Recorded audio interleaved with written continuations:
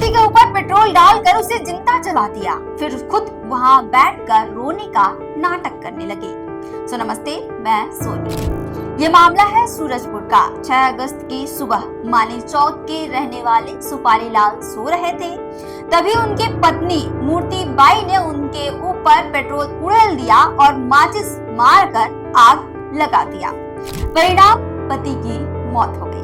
शुरुआत में मूर्ति बाई ने पुलिस और घर वालों को यह कहानी सुनाई कि यह बस एक हादसा था, खुद भी वह रोने का नाटक कर रही थी। सबने मान लिया कि हाँ, यह हादसा हुआ था, लेकिन पोस्टमार्टम रिपोर्ट और फॉरेंसिक जांच ने सच सामने ला दिया। सुपारी लाल पेट्रोल से जलकर मरे थे और घर में भी पेट्रोल के सबूत मिले। कड़ाई से पूछताछ के बाद मूर्ति बाई ने अपनी साजिश कबूल कर ली। जानकारी के मुताबिक मूर्ति बाई और सुपारी लाल के बीच लंबे समय से झगड़े चल रहे थे। पति हमेशा शक करता था और कहता था कि पत्नी किसी और से बात करती है। इस शक और झगड़े से परेशान होकर मूर्ति बाई ने प्लान बनाया।